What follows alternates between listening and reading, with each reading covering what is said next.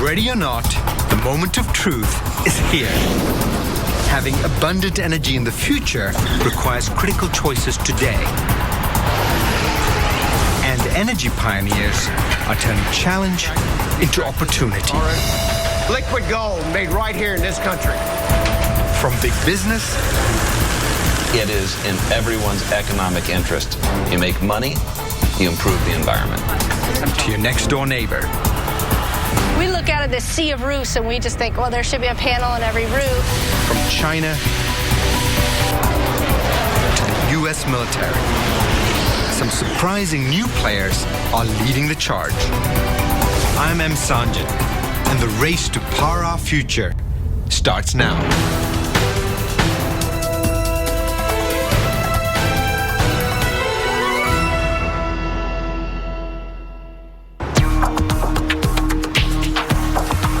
Suppose you decided to save the world a lot of energy, and you wanted to start with the one part of our lives that burns up more power than any other.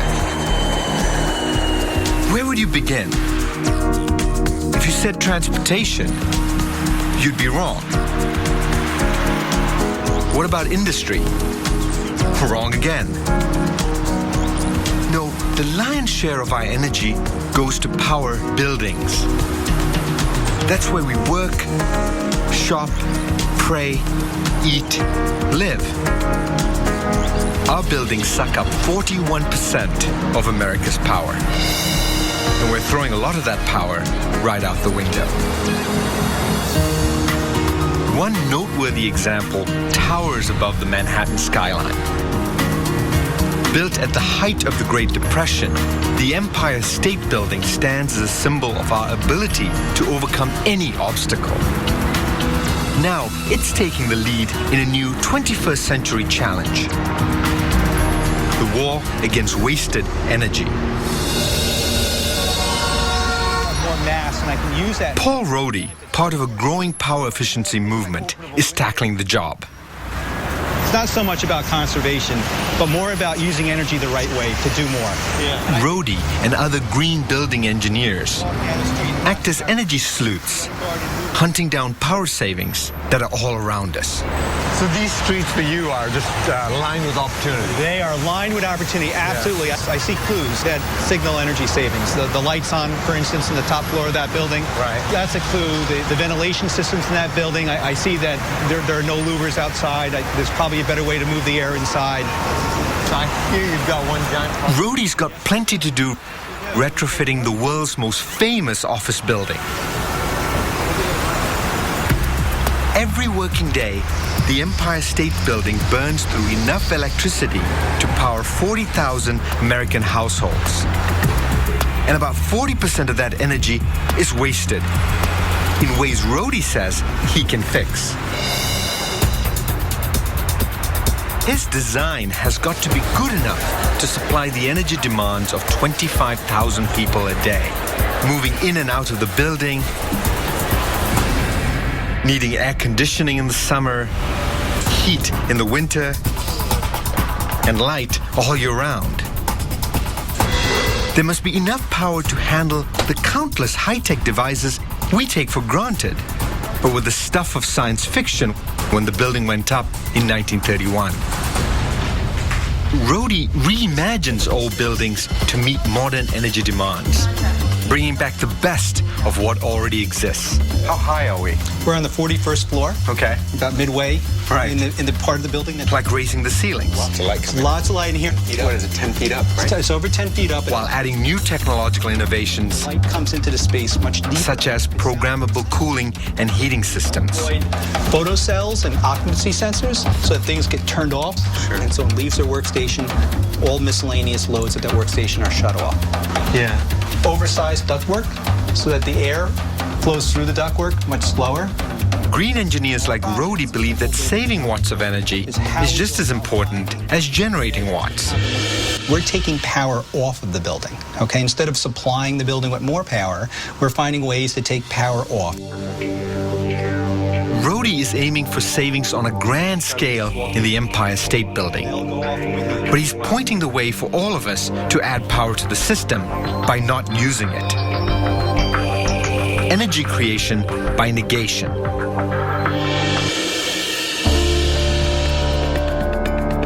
It's the one action we can all take in our daily lives to contribute to the solution.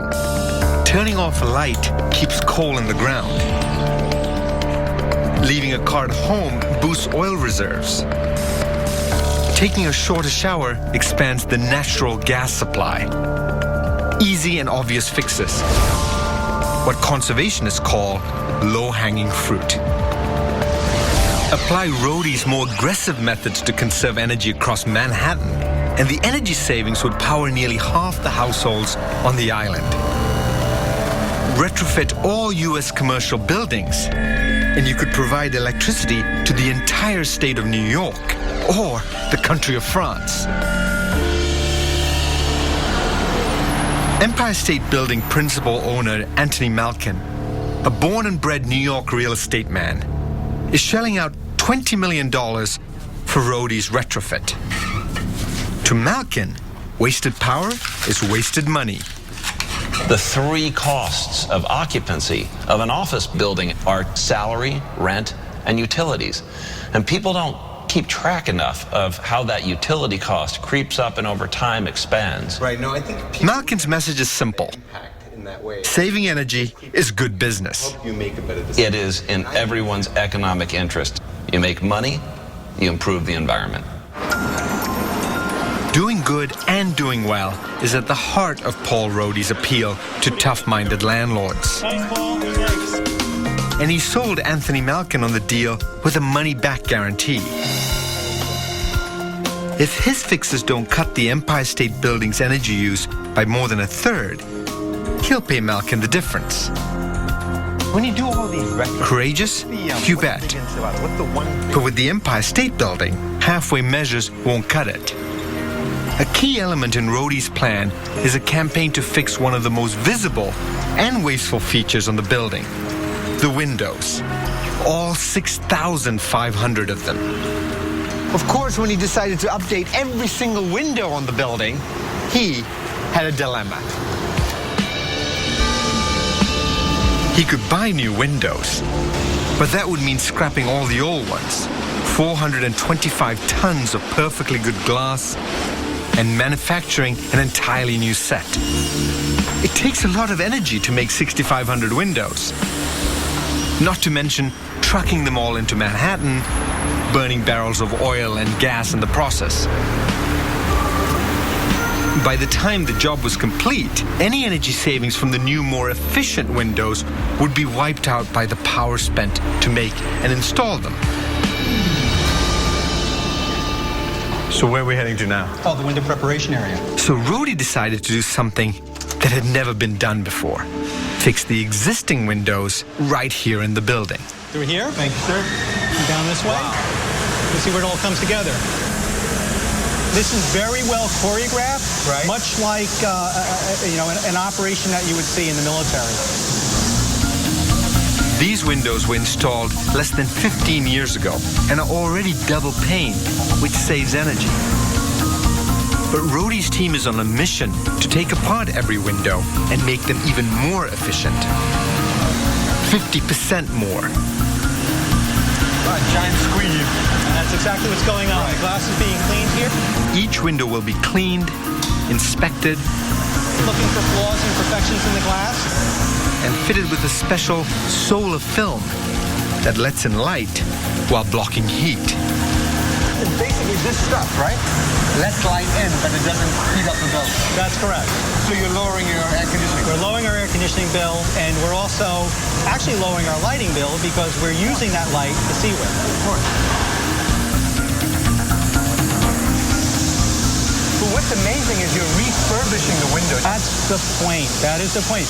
The greenest building is one that's already built. We want to reuse as many parts and pieces of this building as possible.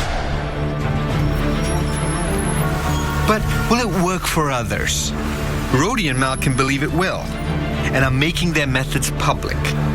They're banking on succeeding in one of the world's best-loved buildings and proving to others that good energy policy is good business. It's funny, you know, you're looking at 4 or 5 of our buildings over my shoulder in the New York City below. And when we first conducted these conversations, I suggested a building down there on between 35th and 36th Street on Broadway. And they said, you know, if we succeed with that, no one will care. We want to do the Empire State Building because if we can impact the Empire State Building, we can grab the attention of the world.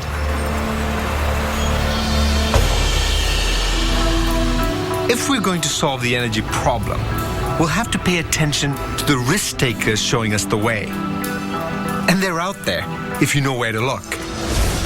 Some are towering above us. Others live right down the street. It's an energy revolution that could be coming soon to a neighborhood near you.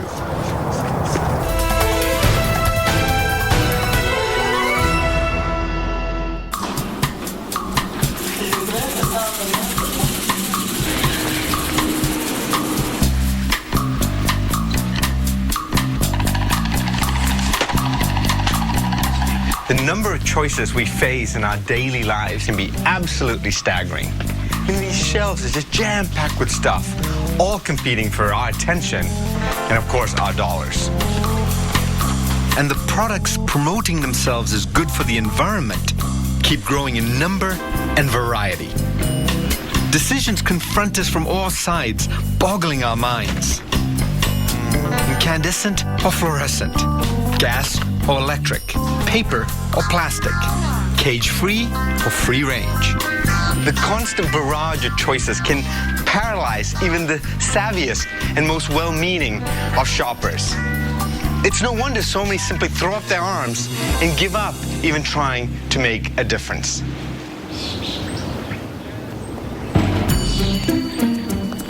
Most of us don't know anything about the energy we consume. We use it, we pay for it, end of story. But in some communities across America, next-door neighbors are joining forces to tap into the power that is all around us.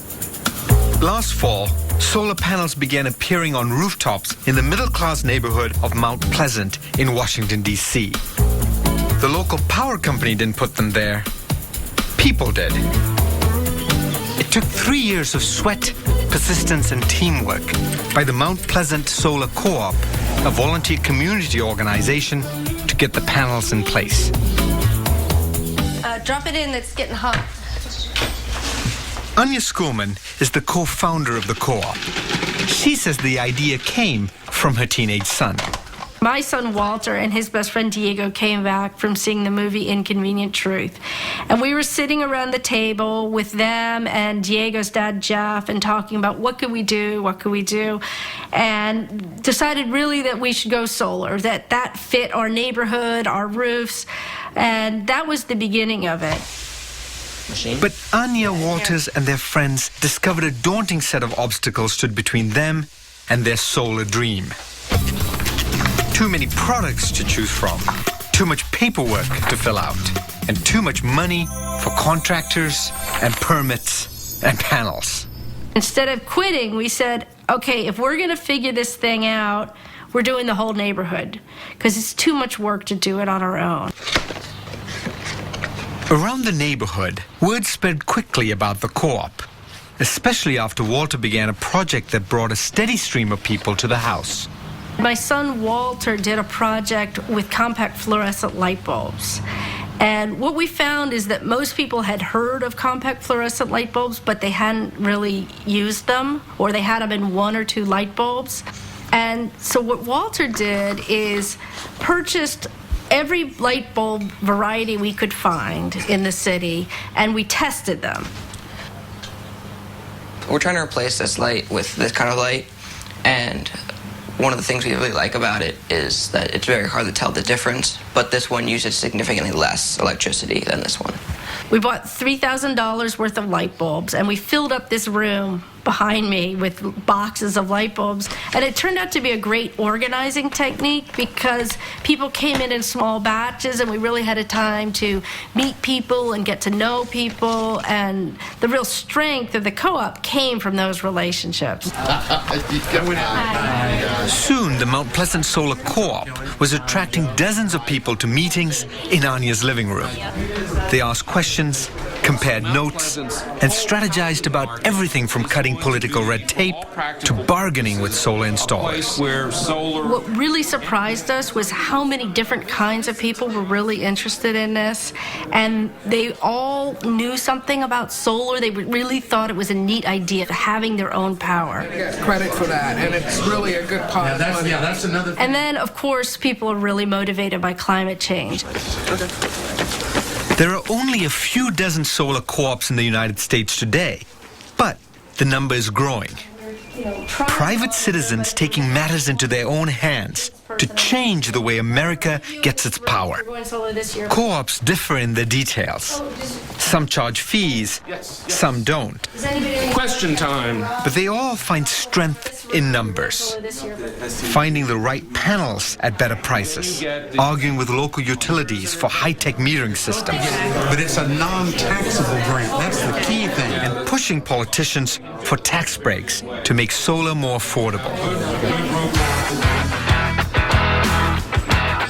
Anya and her family were among the first in Mount Pleasant to turn their rooftop into a power plant. After 3 years of battling the system, installing the panels was a snap. Actually, these were installed in a day. And they're just stuck on. Now, solar panels are sprinkled across the neighborhood rooftops. One over there. There's two right there. There's here. There's one over there. There's ours, and there's several more that direction. And there's 47 installations all around just this neighborhood, which is about 5 blocks this way and about 5 blocks that way. We look out at this sea of roofs and we just think, well, there should be a panel on every roof, and every person that lives in D.C. should have the chance to lower their bill by 30 or 50%. Why not?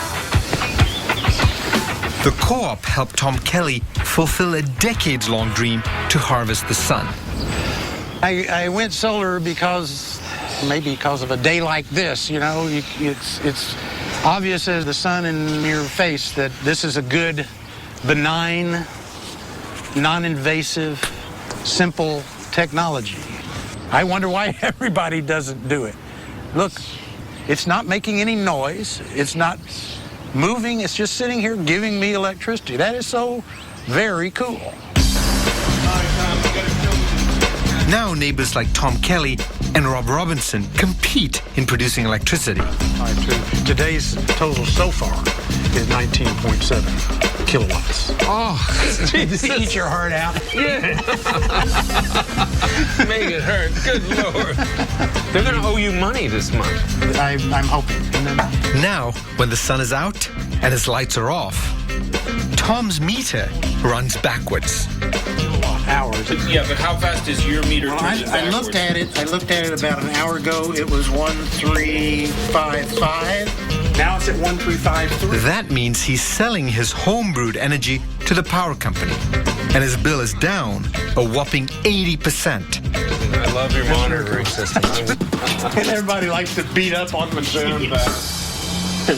As much as they love spinning their electricity bills backwards, co-op members have some higher motives as well.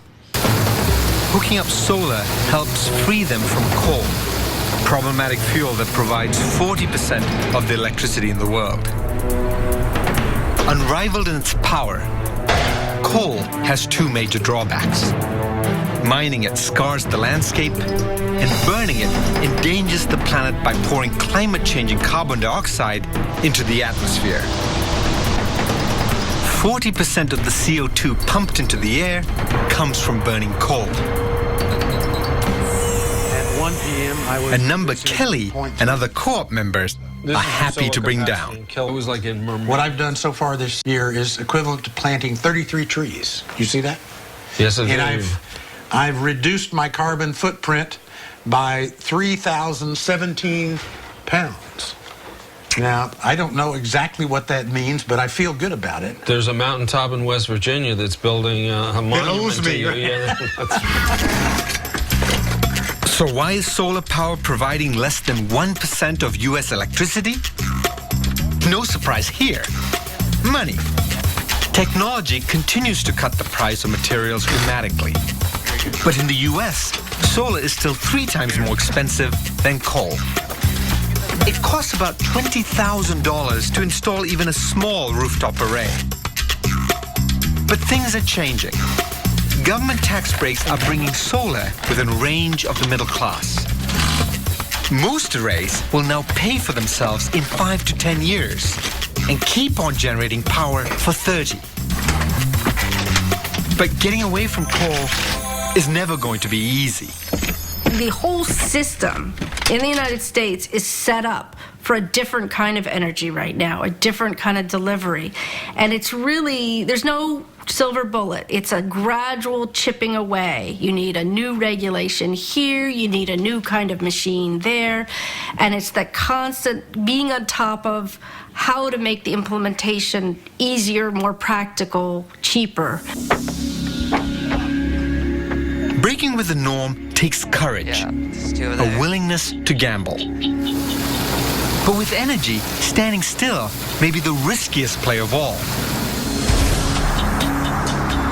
Especially when other countries are zooming ahead of the US.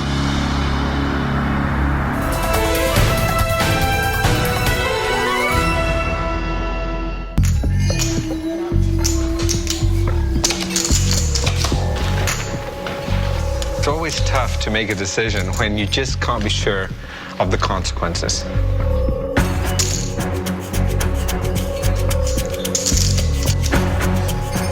Energy choices often involve laying out money in advance. I mean, essentially betting on some future benefit delivered down the line. The key players at the energy table: big business, government, banks, lay out billions of dollars every year, hoping for a payoff. The power game is changing.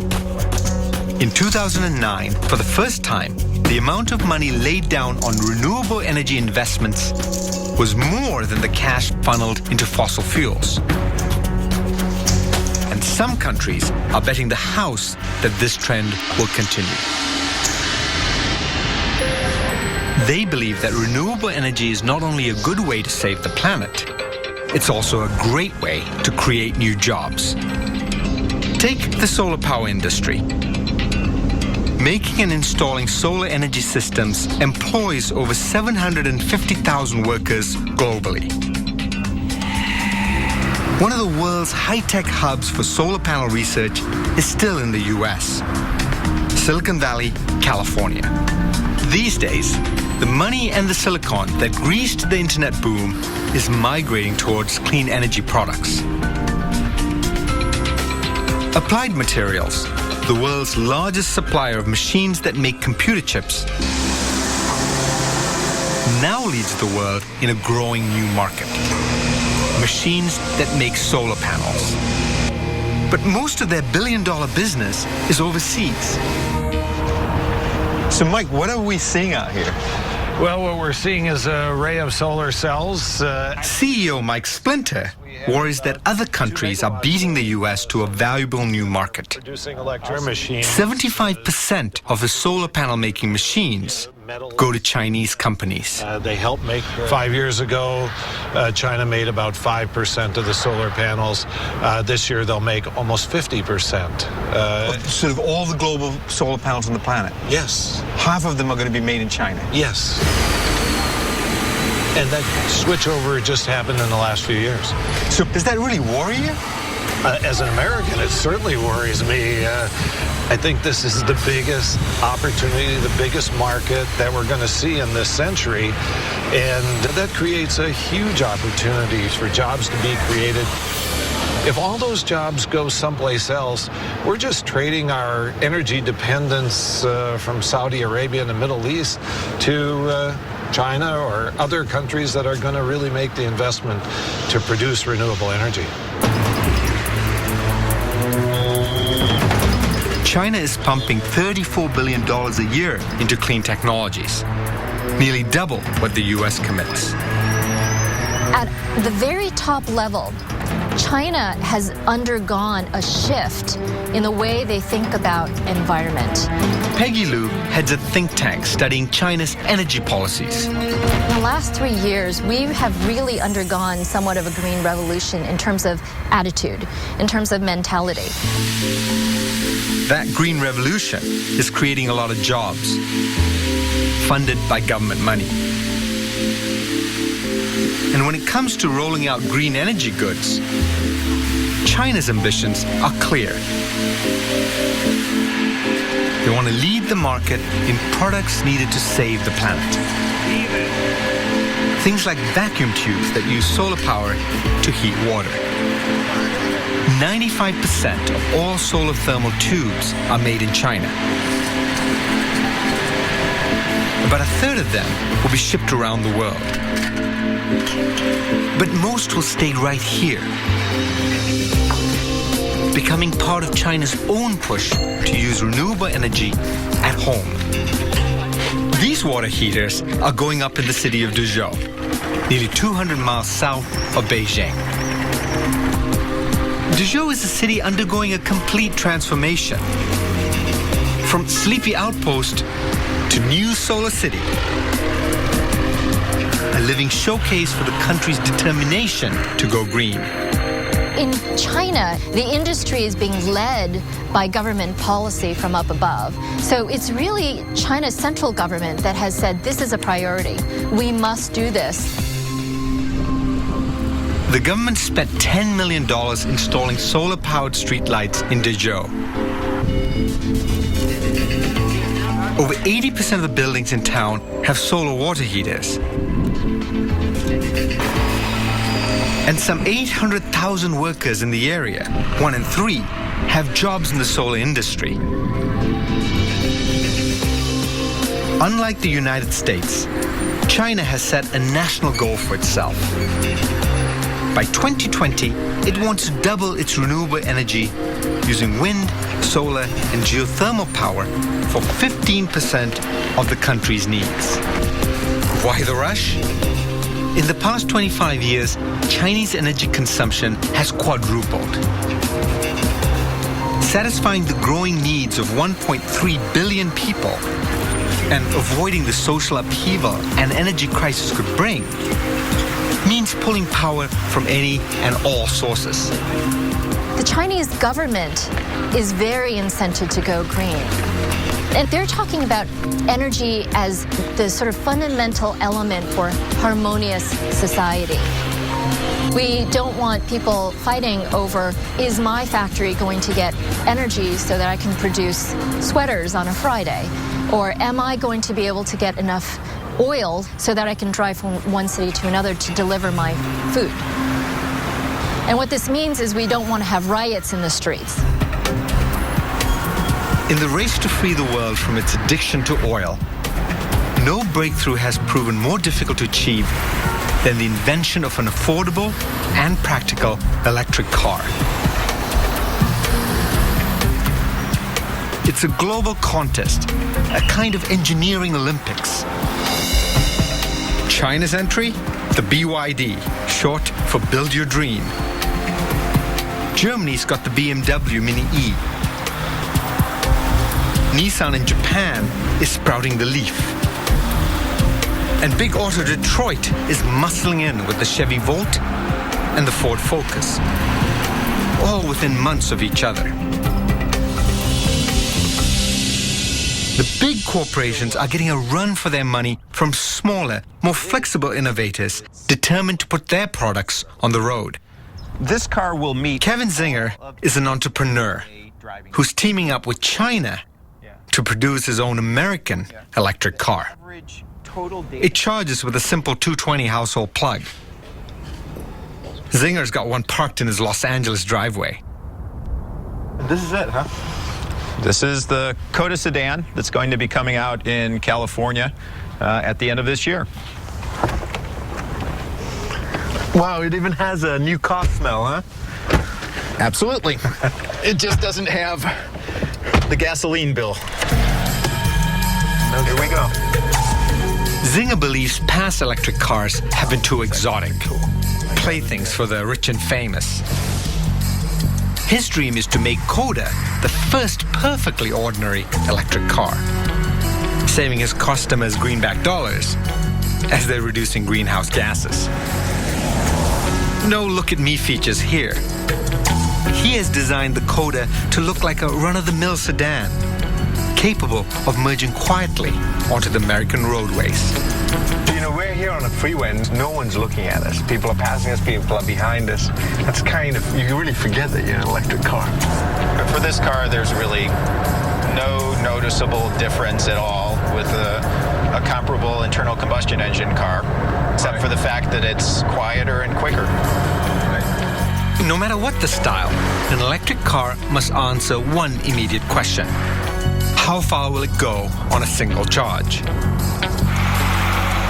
American drivers average 33 miles a day, but the Coda promises to deliver 100 miles worry-free. That makes one component key to success. So what's the secret to an electric car? It's all about the battery. The battery is the key enabling technology. The battery, safe, reliable, affordable battery system equals safe, reliable, affordable, all-electric car. That's the fundamental equation. This is where all the... For his exclusive battery design, Zinger signed up a team of engineers based in a California lab. And we can get to look under one. They came up with a 900-pound battery pack bolted beneath the floor of the car. I'm really proud of what we've Phil Gao is the chief engineer on the project. Have the kind of thermal management. So how many batteries are on this thing? It's one battery made up of 728 cells. Looks nothing like a car battery. It is nothing like a car battery. It's its own unique thing. In common English, it's enough to push a car the size of a Coda for 100 miles, and it's got more than enough power to handle all 133 horsepower. Where are these batteries made? Right now, they're made in China. Battery manufacturing is another growing energy business where the Chinese are jumping out in front of the rest of the world. This is the Lishan Battery Factory in northern China, where they're making batteries in a joint venture for the Coda car. Lishan is the leading maker of small lithium batteries for American companies like Apple, Samsung, and Motorola. You may already have one of their batteries in your cell phone. So why China? China's invested a huge amount in building batteries and building plants to build batteries. And when we said we needed to build this battery for this car, they put up a 500,000 square foot plant, custom set up, state-of-the-art, to build these batteries for us. Because of jobs? Because of jobs and because they see that that's the future. So why can't we do it here? I mean, this doesn't seem like that difficult thing to do. We're working on doing it here. We're looking into doing that at the same time. But to begin with, we have to start in China because they've already made that commitment and already built the plant to be able to build these batteries. China's eagerness to encourage new technology makes this American car possible. For an American entrepreneur, teaming up with China and other international partners is really the only way to create a competitive car without spending hundreds of millions, if not $1 billion or more of capital. And that's a revolution. It's too early to tell if Zinger's electric sedan will catch on. But by plugging into China's energy revolution, he's giving himself a fighting chance and showing how many roads to the future run through China. Still, other alternatives to oil are being cooked up much closer to home.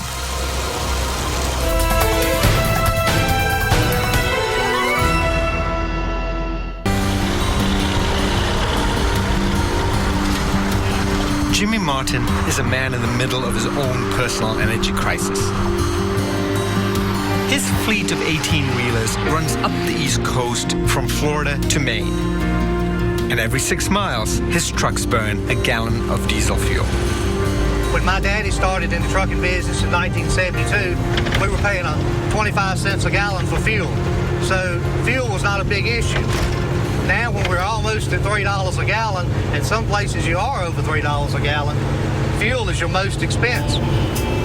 Despite the rising price of oil, trucks continue to dominate the freight industry. In the US, 80% of all the energy spent on moving goods is burned by trucks. Lately, Jimmy has made a point of filling his tanks at a small truck stop in Martinsville, Virginia. He likes the fact that their diesel fuel is part vegetable oil. I started using it before I even knew I was using it, to be honest. I never paid no attention to the sign at the bottom of the tanks. But then I got to noticing my trucks were running smoother. I was getting better fuel mileage. Seemed to be running a little cleaner. So I'm really amazed with it, to tell you the truth. How about your engine? Have you seen any difference in the... Dean Price, the owner of the Red Birch truck stop, believes that biofuels hold the key to the future. My trucks don't really use any oil. He was first inspired by an energy blast of a different kind. Hurricane Katrina. Katrina swept through the Gulf in the summer of 2005 with the force of an atomic bomb, ripping right through the heart of U.S. oil fields in the Gulf of Mexico. The storm damaged or destroyed 30 oil platforms, disrupting a quarter of all U.S. oil production, and sent an economic shockwave across the entire nation. Dean Price remembers it well. It was August the 30th of 2005. It hit on a Monday. By Friday, this truck stop had run out of fuel. So it was sort of my come to Jesus moment when I sort of realized how dependent not only my business, but this country was on foreign oil. Katrina stopped the flow of much of our foreign oil too, blocked by the ravaged refineries and ports in the Gulf. And it scared me.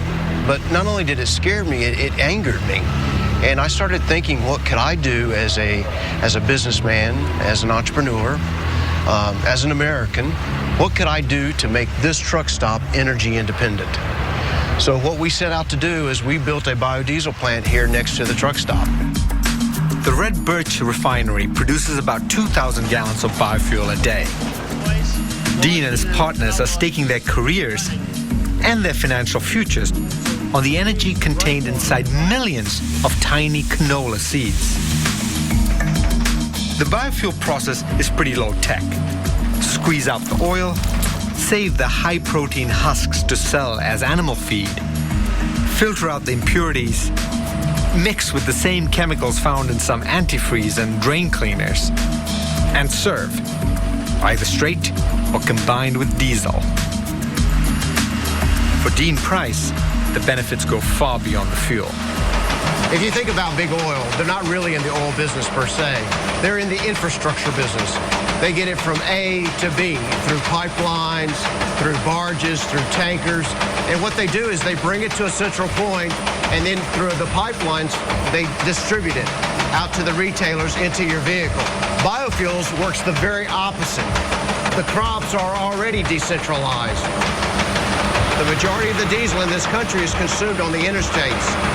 Just so happens that our interstates run through the heartland of America, farms. We contracted with area farmers to grow a crop called canola. Glenn Rhodes is one of 50 local farmers benefiting from Dean Price's biofuel business. It's a canola flower. The flowers bloom on these little stems, and then a seed pod forms. That's what we're after, is the seed in the plant. Burning fuel from living plants nets no carbon dioxide to the atmosphere. The amount of CO2 released using biofuels is just the same amount the plants absorbed while growing.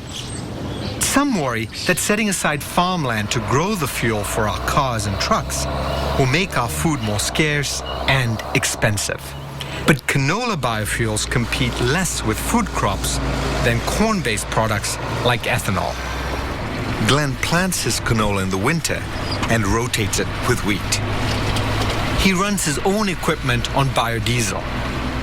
And he's grateful for the extra income provided by the energy crop.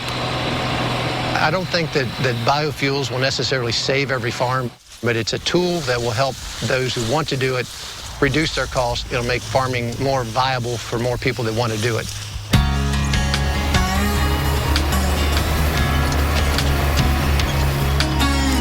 If the drip of oil in Dean Price's shed represents the future, it seems like it has a long way to go. Biofuels make up barely 5% of our energy needs, even when you count corn ethanol. And there's some powerful companies protecting their turf. We're competing against Exxon. We're competing against Shell, ADM, and Cargill. These are some of the biggest names in the world as far as business goes. And here's Red Birch Energy, a little podunk biodiesel manufacturing outfit that can compete with them.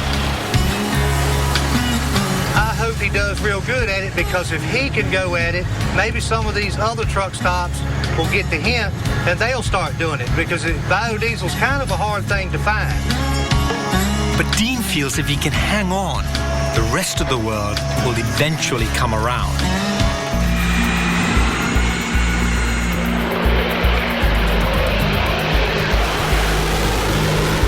Earth Day 2010. Good seeing you, sir. The Secretary of the Navy, Ray Mabus, introduces the world to a pet project. A battle-ready FA-18 Super Hornet, flying on a 50-50 mix of petroleum and biojet fuel. They call the plane the Green Hornet. It went at Mach 1.2 over the speed of sound.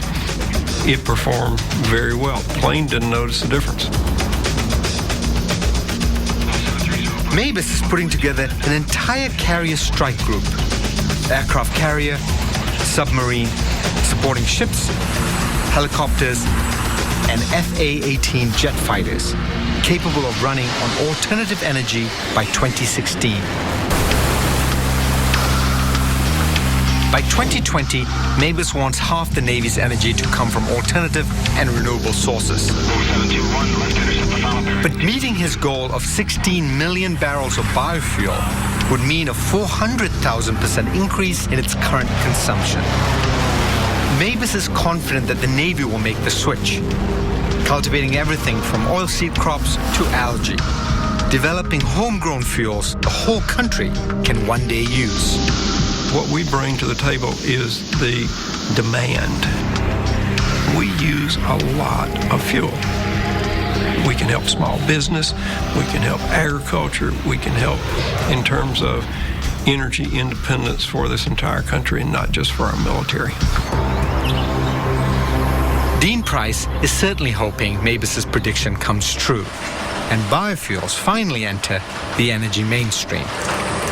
100 years from now, when those fellows over there in the desert are out of oil, our children and our grandchildren will still have oil, and it's renewable. It will come back year after year after year.